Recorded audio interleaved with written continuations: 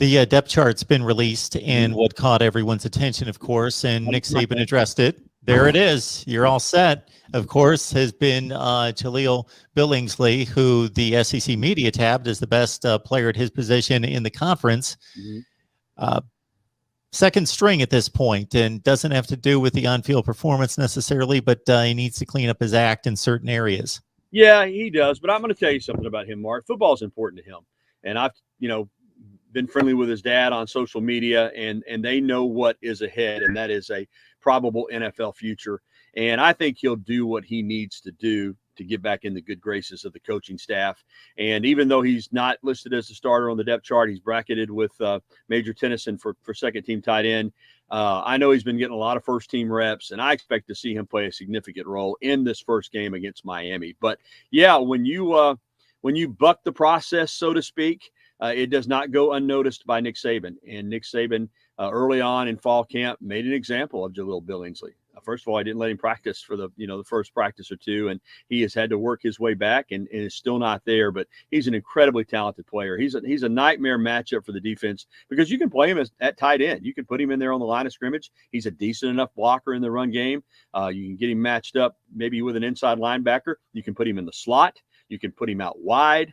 You can even put him in the backfield and put him in motion. And he even returned a couple of kicks last year. That tells you how athletic he is. They put him on kick return team. You don't see that very often from a tight end. So he's a tremendously talented player. As you alluded to, his situation has nothing to do with his ability on the field. But I think it's all going to be worked out, and I think he'll have a big year for this team and be a contributor. Now, having said that, Cameron Latou, the former defensive player, is also a gifted athlete, Mark. He's about 6'5", 250. He really showed off in the spring. Everybody knew he was an incredible athlete. They just couldn't find the right position for him. It turned out it was on offense at tight end. So don't be fooled into thinking Billingsley's the only guy that can get out and run in patterns and catch balls, because Latou can do it as well.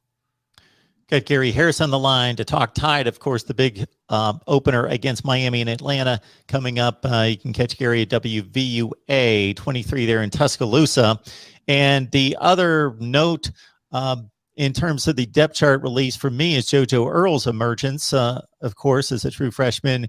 Anything else that really caught your eye in regards to the first and second team?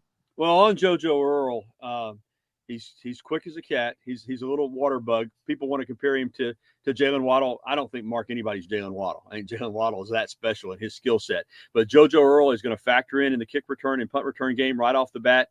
As you said, he's bracketed at the H slot position along with Slade Bolden at first team, which I'm very surprised by that. I knew they liked him. I did not expect to see him there on the depth chart, but that tells you that they know he's got some talent. He's got some ability, maybe like a Waddle a little bit, that you can just get the ball in his hands. He can make the first guy or two miss, and he can turn what ought to be a 4 or 5 yard gain into possibly a 40, 50, or take it to the house type of gain. So they're really high on him. Yeah, I was surprised by that a little bit. Some other noteworthy mentions, of course, on defense. Henry To'oTo'o is going to be the starter at inside linebacker next to Christian Harris. To'oTo'o beat out the veteran Jalen Moody, although Moody is going to play a lot.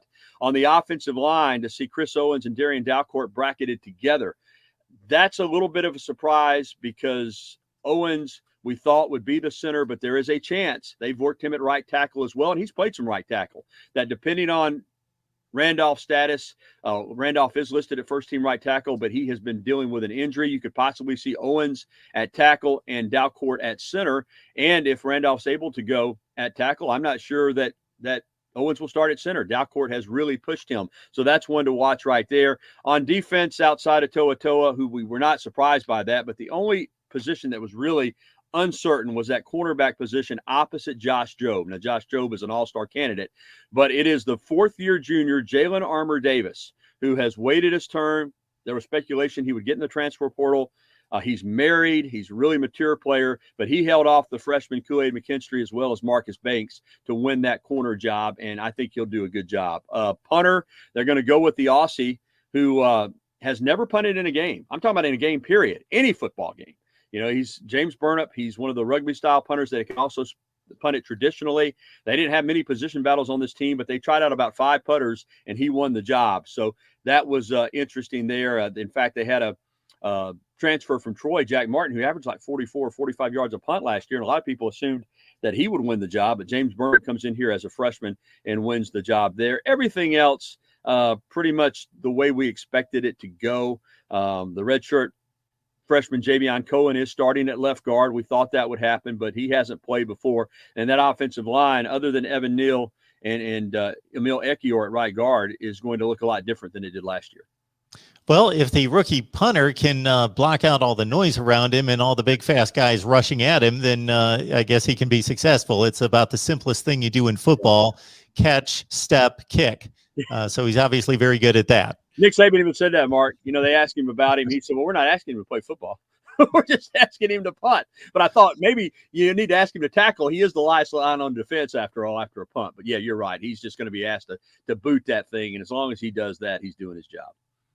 Hey, Gary, so much production missed on the offense, of course, from a legendary group in 2020. The defense is stacked, but the talent is there on offense as well. Who are emerging as leaders at this stage of the game? Well, I think Bryce Young is, and I think it always starts with your quarterback. Even though he's never started a game at this level, and his reps last year were limited because of COVID, no spring practice, and then playing a 10-game SEC schedule, he didn't get as many opportunities in game as he would have in a normal schedule setup, obviously. So he's very inexperienced, but he's kind of he's been raised to do this. He's been playing quarterback since he was a little boy. You know, he grew up in the 7-on-7 camps, throwing the ball. Mater Dei, who has as good a program, arguably, as any high school program in the country. They've sent quarterback after quarterback after quarterback to this level and on to the NFL. He was a star there, and he's ready for this. And I think his demeanor, it's Mac Jones waited his turn, but Mac Jones was kind of a fiery guy. He really, really was. I mean, he was a guy that would get in your face. Bryce is more of just an even keeled. He doesn't show a lot of emotion, but I think that'll be good for this team because this offense is working in a bunch of new starters. I think you got to be patient with it. Bill O'Brien, the offensive coordinator, I think is going to have a lot of quick throws designed to get the ball out of Bryce's hands. He's only 6 feet tall, but I think he's going to be a leader on the offense. And I also think Brian Robinson is a fifth-year senior that, again, continues the tradition of Alabama players that waited and waited and waited. And now his turn. He's a local kid from Hillcrest High School here in Tuscaloosa. And I think that he has the respect of everybody on that offense. Evan Neal's another guy. So those are some leaders, I think, right there. Young, Evan Neal, Brian Robinson, that the offensive guys will look to kind of provide that leadership that you referenced. We're talking Tide with one of the very best, Gary Harris at WVUA there in Tuscaloosa. Gary, just to kind of expand on that thought regarding the productivity on offense, at this time last year, Mac Jones and Devontae Smith were tremendous players. Obviously, Devontae Smith, going back a few years prior, of course, made the big splash at the national championship game, and Mac Jones had logged his 3 to 5 starts the previous year in replacing Tua. But they ascended far above what was expected. And, of course, with Najee Harris, 3 of the top 5 Heisman candidates. So if you were going to make some kind of projection right now of who could possibly get into that kind of sphere of status across the nation with a big game performance and could make a Heisman bid early and then push it through the season, who would those players be? Well, I like Brian Robinson a lot as a hard-nosed, possession back. I don't see him as the home run hitter. I don't think he's going to be a Heisman candidate. I do think there's potential for Bryce Young to be a Heisman candidate. If he puts up the numbers in this offense for Alabama, he's going to get a lot of recognition. But a guy really to watch would be John Mechie III. I think he's in that same mold as the Jerry Judys, the Henry Ruggs, the Jalen Waddles, the Devontae Smith. You look at his numbers last year, they were pretty gaudy. I mean, they were up there. And now he is the number 1 receiver. Jamison Williams, a transfer from Ohio State, they're really high on him as well. But Mechie's the go-to receiver.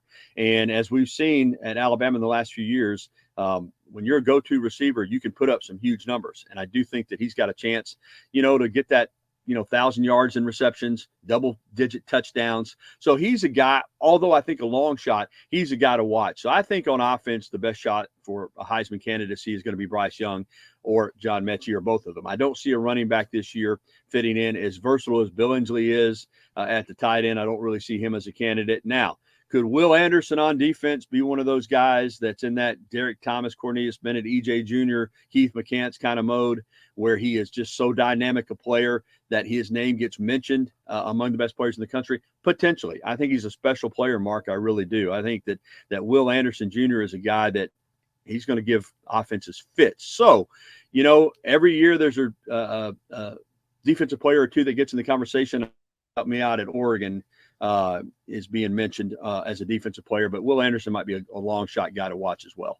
Yeah, Kayvon Thibodeau there is the number one rated high school player coming out who had a big truncated season there, 7 games. Yeah, it's obviously a rarity. It's been since Charles Woodson in 1997, but big stage, make a big play, just be a freak at the position who can rack up some sacks and, again, make the highlight play in big situations. And it's a possibility, especially at that place, Alabama.